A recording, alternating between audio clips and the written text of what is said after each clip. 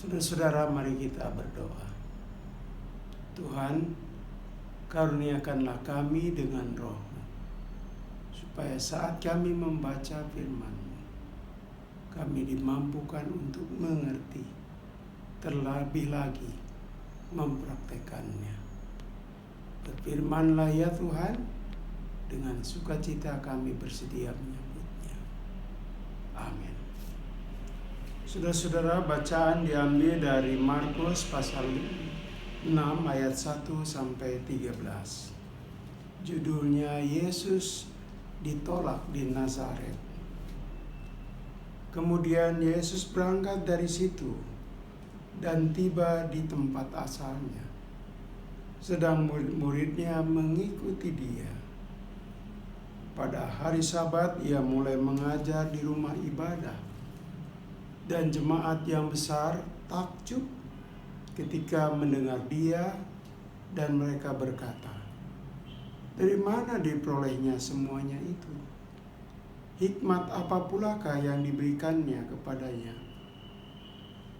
Dan mukjizat-mukjizat yang demikian, bagaimanakah dapat diadakan oleh tangannya? Bukankah ia ini tukang kayu, anak Maria, saudara Yakobus, Yoses, Yudas dan Simon? Dan bukankah saudara-saudaranya yang perempuan ada bersama kita?" Lalu mereka kecewa dan menolak dia.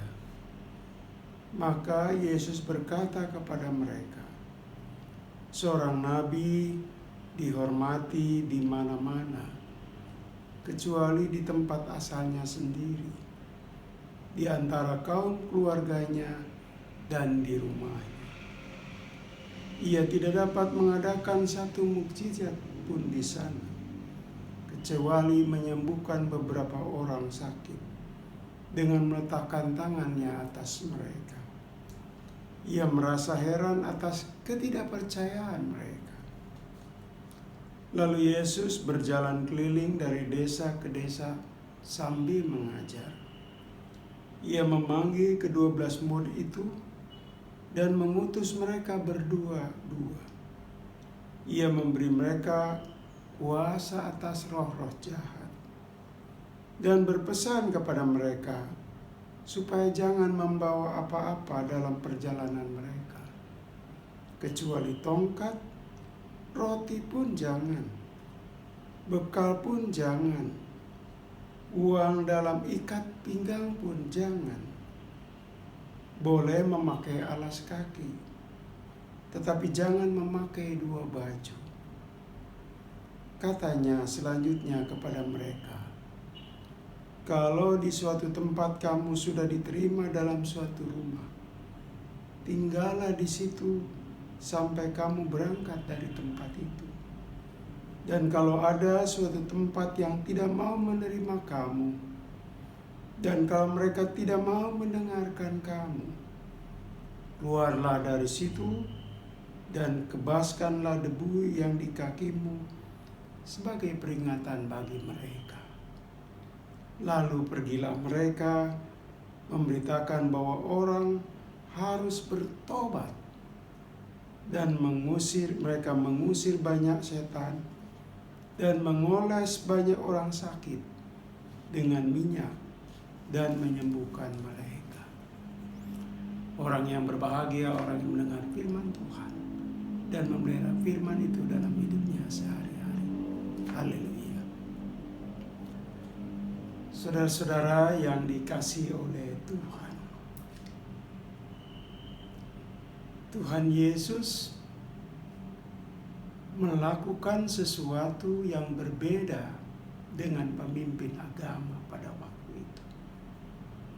Pemimpin agama pada waktu itu lebih pada keterampilan mengajar. Dan bisa jadi pola mengajarnya itu membosankan.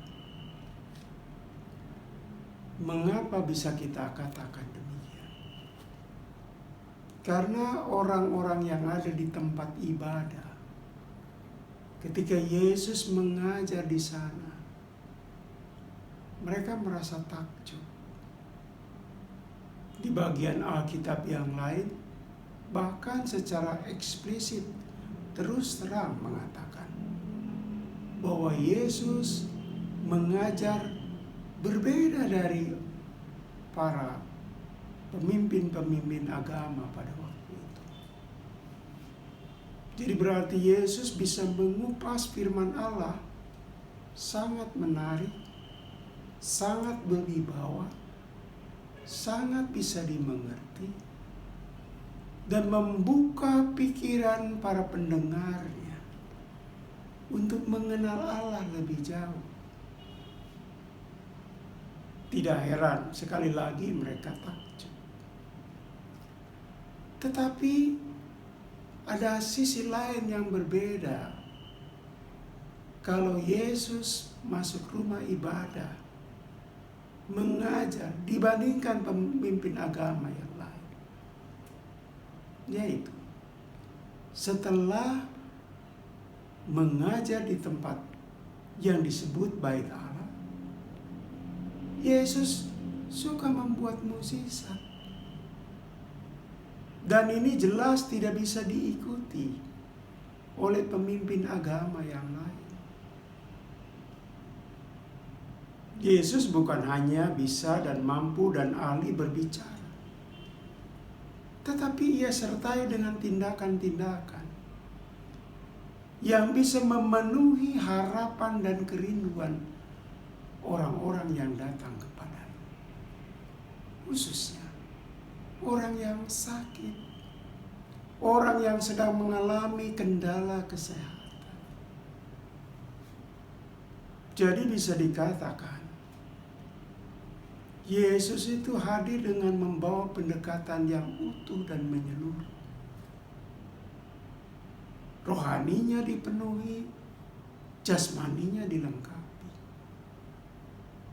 Dan setiap manusia pasti punya dua kebutuhan itu. Seperti yang dialami dan dilakukan Yesus dalam bacaan. Tidak heran orang takut. Hanya ada sayangnya, saudara-saudara. Apa sayang? Begitu cepat berlalu rasa takjub mereka. Kemudian digantikan dengan sikap menolak. Tandanya bahwa dalam diri pendengar, dalam diri orang-orang yang hadir pada waktu itu, meragukan apa yang mereka dengar dan meragukan apa yang Tuhan Yesus lakukan. Kenapa? Hanya gara-gara bukankah Yesus mereka kenal sebagai bagian dari komunitas mereka dulu. Mereka kenal saudara-saudara mereka, Tuhan Yesus. Dan saudara-saudara perempuannya malah masih tinggal bersama orang-orang itu di sana. Maka itu menjadi alasan yang kemudian mereka menolak Yesus. Bayangkan, begitu cepat perubahan seseorang memandang orang lain. Begitu cepat berubah. Bagaimana mereka memandang Yesus. Dari apresiasi, ketakjuban, keheranan, berubah sikap menjadi menolak saudara-saudara. Karena itu dalam bahasa firman Tuhan, ia tidak bisa melakukan mukjizat, hanya beberapa kesembuhan. Jadi mukjizat itu bisa hadir kalau orang-orang punya kepercayaan, punya iman. Kalau Anda membaca seluruh bacaan firman Tuhan, setiap orang yang disembuhkan Tuhan Yesus selalu memberi komentar, besar imanmu. Dan apa yang terjadi? Maka orang yang sakit menjadi sembuh. Minggu lalu kita masih ingat seorang perempuan yang 12 tahun mengalami pendarahan. Yang dengan semangat menerobos kerumunan dan hanya memegang jubah Yesus. Dan dia dari rumah sudah yakin akan sembuh kalau dia menyentuh apapun. Dan betul. Jadi kepercayaan, iman harus juga menjadi bagian yang hadir ketika Yesus bertindak. Akhirnya Yesus melanjutkan perjalanan. Dia meninggalkan Nazaret, kampung halamannya sendiri, saudara-saudara. Selanjutnya apa yang dilakukan Tuhan Yesus? 12 rekan yang direkrut itu, para murid yang direkrut itu, dikumpulkan dan diminta untuk pergi. Diutus. Mereka apostol atau orang-orang yang diutus. Dan mereka berdua-dua, tidak sendiri-sendiri. Dan ketika mereka siap melakukan pekerjaan, Tuhan Yesus memberi pengarahan agar mereka ketika pergi jangan terlalu memikirkan hal-hal yang sifatnya dunia. Tidak meributkan soal bagaimana makan, tidak meributkan soal bagaimana pakaian, tapi mereka harus pergi. Bahkan diminta pakaian pun hanya yang mereka kenakan. Tidak boleh bawa uang, tidak boleh bawa roti. Bayangkan perjalanan seperti itu. Kenapa Yesus memberi pesan seperti itu? Supaya para murid itu konsentrasi pada pekerjaan. Jadi jangan sampai pikiran mereka lebih didominasi oleh fasilitas apa yang saya harus dapatkan.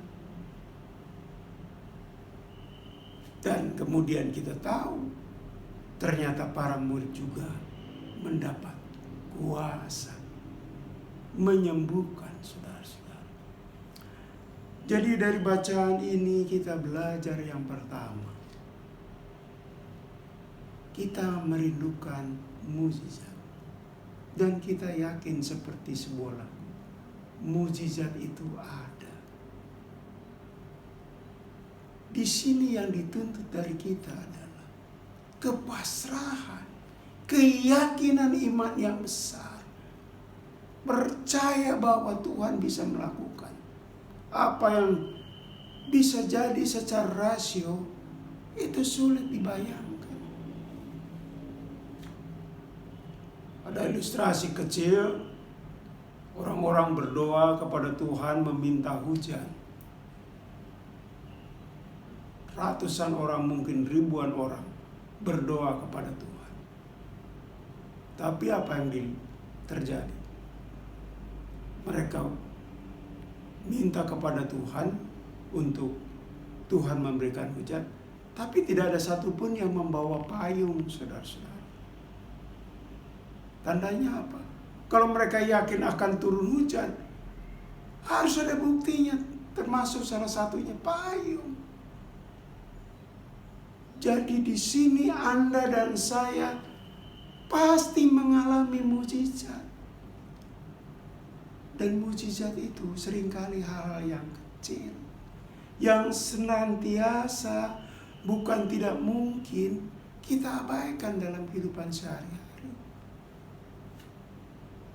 Ada banyak hal-hal sehari-hari sebenarnya mukjizat dari Tuhan. Cuman kita menganggapnya itu hal yang rutin. Masa pandemi ini, saudara-saudara, dengan peningkatan korban, salah satu fenomena atau gejala yang nampak di masyarakat. Masyarakat sekarang sedang sulit membeli tabung oksigen. Karena semua orang-orang yang menjalani isoman atau dirawat di rumah sakit butuh oksigen karena sesak napas. Begitu pakai oksigen terasa lega. Kita ternyata selama ini berapa oksigen yang kita hirup sehari-hari, saudara-saudara, kita anggap biasa. Padahal itu juga mukjizat yang menopang kita terus-menerus untuk hidup. Dan ternyata beli oksigen itu mahal juga. Berarti kalau Anda dan saya sudah menjalani hidup 30, 40, sampai 50 tahun, berapa yang Tuhan sudah berikan melalui kehadiran oksigen. Itu yang pertama. Yang kedua, saudara-saudara, berdua-dua. Tandanya apa? Kalau berdua, satu jatuh, maka teman yang lain membangunkan. Artinya, dengan mengutus berdua-dua, bisa saling memperkuat, saling tolong-menolong. Betapa pentingnya gereja, bahwa dalam hidupnya menolong yang lain. Jadi yang namanya apostol, para murid Tuhan, orang yang diutus, tidak sendiri. Karena kalau lemah, ada yang menggantikan. Dan gereja ketika melihat orang mengalami kesendirian sekarang, hadirlah, memberi semangat, memberi kekuatan, memberi motivasi, saudara-saudara. Hal lain, saudara-saudara, yang dapat kita pelajari adalah mengapa Tuhan Yesus meminta mereka tidak boleh membawa uang, hanya membawa pakaian yang ada di tubuhnya, tidak boleh bawa roti. Padahal itu kebutuhan primer utama. Yesus meminta itu untuk menunjukkan Tuhan akan memelihara mereka. Tuhan tidak akan membiarkan mereka hidup tanpa dipenuhi kebutuhan hidupnya. Jalan saja, maka hal-hal lain pasti akan dicukupi. Jadi kalau orang yang ingin melayani, termasuk ini kritik kepada para hamba Tuhan, termasuk pada saya, jangan memikirkan pertama-tama fasilitas. Saya dapat apa? Apa saja yang tersedia. Itu menandakan seolah-olah kita tidak percaya pemberian Tuhan. Para murid itu pergi dengan segala bekal yang minim, supaya pikiran mereka tidak dihabiskan untuk mikirkan fasilitas apa yang mereka dapatkan. Yang harus mereka pikirkan adalah ada orang yang sedang membutuhkan mereka. Bagaimana mereka dapat hadir di sana. Saudara-saudara, dan yang terakhir, para murid itu ternyata diberikan kuasa. Mereka menyembuhkan. Jadi orang yang dekat dengan Tuhan bukan saja bisa mengalami kuasa, tetapi juga bisa melakukan hal yang luar biasa. Mari kita beriman teguh, dan mari kita memberitakan firman Tuhan dengan sungguh-sungguh. Kita jangan takut dalam situasi apapun. Situasi pandemi seringkali mengkhawatirkan, dan banyak orang yang mengalami kepanikan, bahkan ada yang putus asa. Tapi kita punya Allah yang hidup, yang bisa memberikan kuasa. Yang diminta dari kita adalah iman, percaya, sehingga kehadiran mukjizat itu nyata dalam hidup kita. Dan kalau kita diminta untuk hadir bagi orang lain, jangan menolak, saudara-saudara. Tidak ada hamba Tuhan yang ditelantarkan. Ibu bapak pernah melihat ada pendeta atau hambanya yang mati kelaparan karena melayani? Tidak ada. Karena apa? Tuhan memelihara dengan setia. Karena itu jangan takut dengan kehidupan, tetapi masukilah kehidupan bersama Tuhan kita yang Maha Baik. Tuhan memberkati. Amin. Saudara-saudara, mari kita berdoa. Tuhan, kami ingin menaikkan doa syafaat. Kami berdoa bagi orang-orang yang sakit, baik yang sudah lama sakit, terbaring lemah, maupun saudara-saudara kami yang baru-baru ini dihinggapi oleh virus atau penyakit. Kiranya cinta kasih Tuhan bekerja atas tubuh mereka, supaya mereka dikuatkan, dipulihkan, bahkan disembuhkan. Berkati majelis jemaat yang melayani dengan sungguh. Kiranya kehadiran mereka dipakai Tuhan untuk hadir bagi orang-orang yang sedang mengalami kesulitan, kebingungan, dan kepanikan. Kiranya pelayanan kami adalah pelayanan yang dilakukan dengan sungguh-sungguh. Berkati majelis jemaat, komisi, dan seluruh warga jemaat. Kiranya hidup mereka semua terlindungi oleh Tuhan. Berkati bangsa kami di tengah-tengah menghadapi situasi yang sulit ini. Kiranya mereka tetap tangguh untuk mengatasinya dan bahu-membahu, serta didorong untuk tetap mengatasi virus COVID-19 yang saat ini makin merebak.